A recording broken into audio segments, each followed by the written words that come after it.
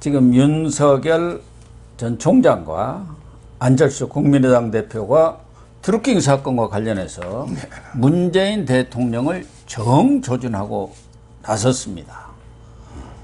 사실은 언론에서까지도 문재인 전 대통령의 책임 문제를 그렇게 썩 거론하기가 껄끄러웠는지 잘 얘기를 안 했더라고요. 저는 여러 차례 아니 도대체 김경수는 누가 시킨 거냐, 자발적으로 한 거냐, 그럴 수는 없지 않느냐. 더군다나 뭐 오사카 총영사다, 샌다이 총영사 그런 걸 제안하고 할 경우에는 충분히 김경수 윗선에서까지 논의가 됐을 거 아니냐. 그런데 우선 그 문제는 지난 특검에서는 수사를 안 했습니까? 김경수로 한정을 했나요? 특검 그 수사 범위가? 특검의 그 수사 범위가요? 네, 허위범. 그렇죠. 결국은 이제 특검이라는 건 특별법에 의해서 수사 범위를 딱딱딱 제한하잖아요. 예. 물론 이제 옛날에 박영수 특검은 뭐 법에 없는 뭐 블랙리스트라든지 이런 것까지 이게 확장해서 수사가 논란이 많았죠.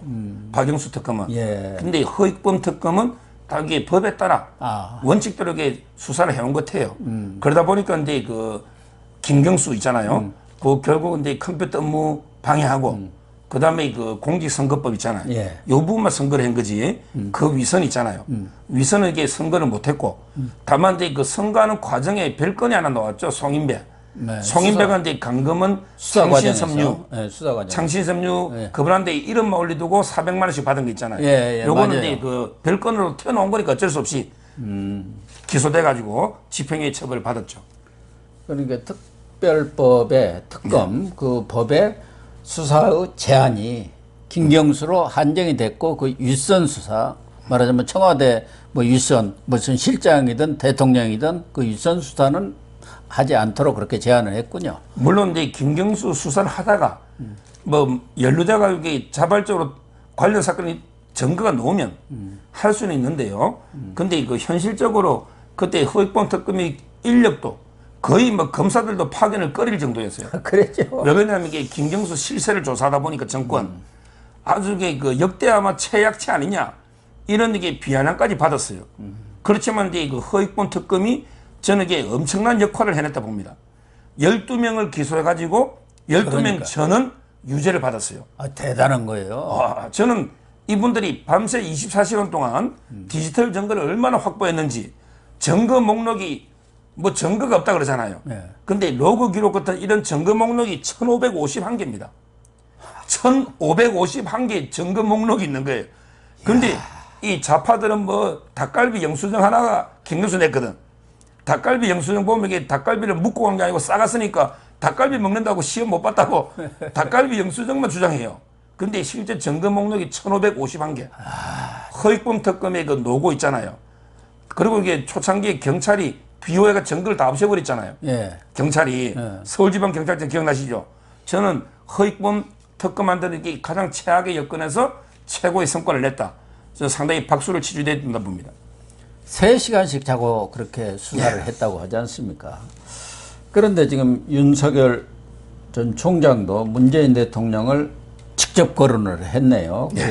여론 조작을 한 몸통 가지고 진짜 책임자를 찾아서 수사해야 한다. 그렇게 주장한 건가요? 그렇죠.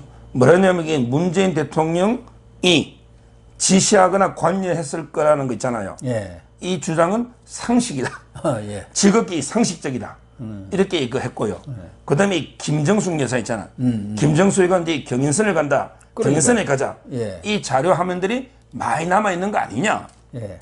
그리고 이게 누가 뭐래도 이거는 이제 결국 최대 수혜자가 문재인 맞잖아요. 그렇죠. 그래서 이제 이 주장은 특검을 연장해서라도 예. 솔직히 박영수 특검 같은 거는 지금 4년차 하고 있잖아요. 예. 이번에 그 수산업자한테 뇌물만 받았지. 특검을 연장해서라도 이게 위선, 김정숙 문재인까지 수사해야 된다. 아주 근데 강한 주장을 윤석열 총장이 하고 있습니다. 안철수 국민의당 대표도 뭐 이 도둑정권 아니냐, 작물정권. 아마 안철수 국민의당 대표가 제일 가슴을 칠 거예요. 그때 한때는 거의 추격을 다 해갔지 않습니까? 그러다가 내가 MB 아바타입니까? 뭐 이러면서 완전히 가버렸는데 이 생각할수록 화가 좀 날 것은 같아요. 이게 그 잘못 알고 있는 분도 있는데 제일 피해자가요. 박근혜하고 이제 안철수입니다. 박근혜 대통령이 잘못 알고 있는 분이 있어요. 이 드루킹이 활동인 게요. 박근혜 대통령이 탄핵되기 몇 달 전부터 오래 전부터 그 활동한 거예요. 2016년 예. 중순부터 여름부터. 그렇죠. 이 말은 이 탄핵을 상당히 기획 조정하면서 여론 조장한 거 있잖아요. 예. 이것도 이게 드루킹입니다. 그렇다고 봐야죠. 상당히 박근혜 대통령이 피해자고요. 그다음에 그 문재인이가 수혜자면서 대선 때는요. 안철수가 이게 가장 피해를 볼 수밖에 없었던 게 지금 이게 좌파 민주당은 뭐 어차피 이거는 이번에는 무조건 문재인이 되는 거 아니냐. 어차피 이게 압승인데 문재인이가 무조건 압도적인데 말라 조작하느냐 이러잖아요. 그런데 허익범 특검도 인터뷰했죠. 허익범 특검도 문재인 대통령이 드루킹 때문에 한 2, 3% 이상 2, 들어갔다. 3%. 2, 3% 이상 올랐다. 예. 그런데 그 안철수가 상당히 근접했을 때는요. 오차 범위대로 근접했었어요. 그렇죠. 뭐 한 3, 4%까지 따라잡았죠. 근데 그때 드루킹이 중점적으로 이제 그 제가 보기에 조작한 거의 한 70%가 안철수 욕입니다. 특히 MB 아바타 그걸 예. 그냥 뭐 전국적으로 뿌려댄 거 아닙니까? 그러면서 이게 문재인을 띄우는데 제일 많이 노는 검색어가 안철수에서 MB 아바타, 그다음에 그 갑철수, 그래서 갑철수, 그다음에 그 안초딩 이 세 단어가 제일 많아. 안초딩 초당 생겼단 말이에요. 거기다 또 안초딩. 박지원 상황론까지 뭐, 확 예. 퍼뜨렸습니다. 그다음 또 많이 노는 단어가 문재인 띄우게 되잖아요. 그게 전부 댓글의 순위를 조작하는 거거든요. 문재인에 대해서는 뭐라고 띄웠냐? 대인배. 대인배. 그다음에 그 소통. 소통. 그다음에 그 청렴. 이게 지금 문재인 하는 거 보세요. 대인배입니까? 대인배. 지금 소통 국민하고 소통합니까?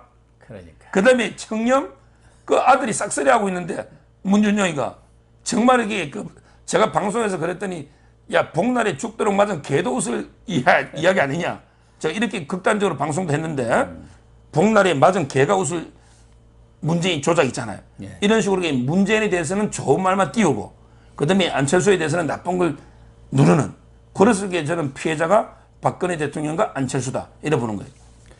두 사람이 특검의 연장 재개를 요구했는데 그게 가능합니까? 뭐 결국 형식상으로도 가능한가요? 형식상으로는 이제 얼마든지 법으로 하니까 가능한데 여야가 문제는 이제 합의만 실질적으로는 민주당이 180석이니까 예, 그게 불가능한. 지금 어렵지만 제가 보기에 연장보다는 정권 바뀌면 예, 정권 바뀌면 재수사를 그 해야겠네. 전면적으로 재특검을 해야 됩니다. 예, 그렇게. 이거는 상당히 그 미완의 수사거든요. 결국 이게 그 가장 주범들이 다 빠져 있잖아요. 예. 주범들이 김정숙이나 문재인 있잖아요. 따라서 저는 뭐 새로운 특검은 필요하다 이래 봅니다. 그런데 왜 문재인은 아무 말도 없고 모른 척하고 있나 시침이 떡대고. 그게 그 문재인의 특기잖아요. 모든 게 생생나고 뭐 공이 얼굴이 면이 쓰고 이런 데는 본인이 다 나서가지고 뭐 내가 여기 누구하고 전화해가 백신 뭐 1,000만 개 구했다고 이렇게 나서고 진짜 이게 본인이 책임지고 이래 될 때는 딱 잡아떼기 침묵하잖아요. 이런 게 옛날에 그 윤석열 추미애 갈등 때도 자기가 책임질 일을 전부 이게 잡아떼고 있잖아요. 예. 자기가 이게 김경수 어떻게 보면 이게 수행팀장이었죠. 가장 이게 수혜자고 그때 국정원 댓글로 박근혜 얼마나 공격했습니까? 그렇다면 이게 본인이 김경수를 알았는지 몰랐는지 또 이게 몰랐다 하더라도 김경수가 이래 조작한 거는 내가 이게 책임이다. 뭔가 이게 입장 표명이 있어야죠. 예, 그래야죠. 당연하죠. 옛날에 원세훈이 국정원 댓글은요 41만 개입니다. 근데 이번에 8,840만 개는 국정원 댓글보다 이게 216배입니다. 216배. 그게 조적지열이라고 하는 거 아닙니까? 보통 200배 하는데 정확하게 216배예요. 예. 그리고 이제 그 김관진 실장이 왜 김무사 그때 네. 댓글 있었죠. 네. 요 댓글은 이제 8,600, 700개 돼요. 그럼 이게 그때보다 지금 8,800배. 김무사 댓글보다는 한 8,800, 900배 많아요. 이렇게 해놨고도 그때는 이게 김무사라든지 국정원을 얼마나 잡았습니까? 자기는 이게 8,800만 개 해놨고 지금 이게 딱 잡아떼기. 이게 말이 되느냐는 거예요. 그러니까요. 참 문재인의 연구 대상입니다. 어쨌든. 그런데 이 안철수 국민의당 대표하고 윤석열 전 총장이 뭐 서로 이심 전심으로 마음이 통했는지 아니면은 뒤에서 이렇게 막후에서 소통이 있었는지 거의 같은 논조로 문재인 대통령을 아주 직공을 했는데 철성연대가 잘 되어가고 있나요? 안철수 또 윤석열 이걸 철성연대라고 하지 않습니까? 뭐 지금 이게 어차피 이게 윤석열 총장은요 가장 이게 우군이 저는 안철수가 아닌가 봅니다. 그렇습니다. 본인이 왜냐하면 이게 김동연의 행보는 좀 수상해요. 김동연이잖아요. 거기야말로 진짜 삼지대에서 이게 여로 갈라나 갑자기 그러니까요. 야로 갈라나 예. 행보가 아주 이게 좀 수상합니다. 김동연. 예. 그렇죠. 그리고 이제 최재형 원장은 국민의힘에 확고하게 보수 입당했고요. 이 와중에 윤 총장이 단기 필마로 국민의힘에 들어오면 완전히 비판의 십자포화 막 온 주자 열 몇 명한테 집중 포화를 맞을 거 아닙니까? 이런 경우에 그나마 저는 그래도 정치 노선을 좀 같이 할 수 있는 게 안철수가 아닌가. 물론 이제 안철수 후보도 꿈이 있겠죠. 본인은 이제 대선 출마에 직접 꿈을 꾸면 뭐 어떻게 또 저거로 어떻게 경쟁할지 모르지만 그러나 이게 안철수 후보는 이번에 서울시장 나오면서 이번 대선은 보다는 이제 서울시장에 전념하겠다. 서울시장에 올인한다고 했잖아요. 불출마 선언했죠. 예. 대선. 그렇다면 저는 이제 안철수 후보가 이번에 대선에는 좀 마음 비우고 뭐 윤 총장을 지원하는 이런 게 구도도 생각할 수 있기 때문에 당분간은 이게 철성연대는요 상당히 좀 확고하게 갈 걸로 보입니다. 그래서 이준석 국민의힘 대표가 안철수 대표의 회동을 요청을 했는데 안철수 대표가 다른 경로를 통해서 해결 방법을 찾겠다면서 회동 요청을 거절했어요. 그러니까 이준석 이준석 대표 화가 좀 잔뜩 났는지 합당하기 싫으면 싫다고 하면 된다 하고 이렇게 또 받아쳤네요. 그러니까 이 안철수 대표가 다른 경로를 통해서 해결 방법을 찾겠다. 이게 무슨 말일까요? 너하고 합당 협의 안 해도 내가 다른 경로 있어. 그 얘긴데.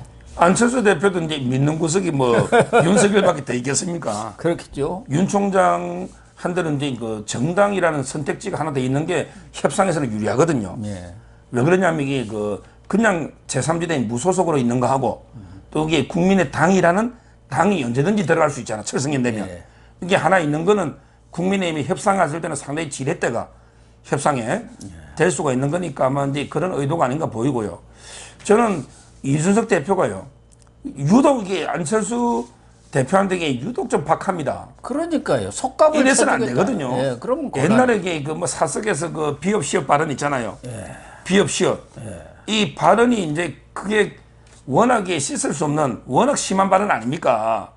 아무리 사석이지만 어떤 게 정치 선배 보고 그러니까 옛날에 노원구에서 국회의원 이준석이 3번 떨어지잖아요.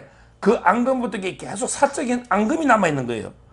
그러다 보니까 이게 너무 그냥 조롱하고 멸시하고 안철수 대표를 흔드니 안철수 입장에서도 이게 자존심이라는 게 있잖아요. 그러다가 이게 뭐 자기가 볼 때 이준석이는 자기 아래로 보일 거 아닙니까? 그래서 저는 지금 이게 두 분의 갈등이 있잖아요. 이게 저희 자유파의 또 정권 교체할 때 큰 아킬레스건이 될 수 있어요. 왜냐하면 이게 안철수가 또 이게 다른 선택이나 분열이 되면 또 이게 위험하거든요. 그 점에서 저는 이준석 대표가 상당히 대성적으로 좀 안철수 후보를 예우해서 제대로 이렇게 저는 합당에 나서야 된다 이렇게 보는 거예요.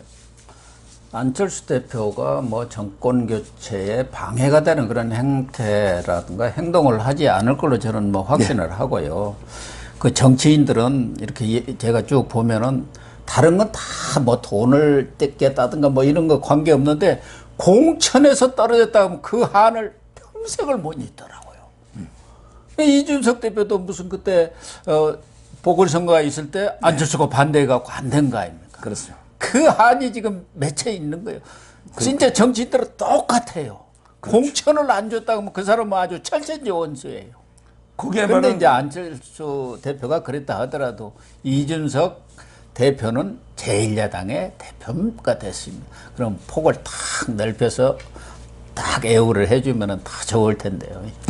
결국 이제 공천 황교안 대표가 고전하는 것도 그래서 결국 저는 선거 패배보다는 공천 탈락자들이 너무 많으니까 예.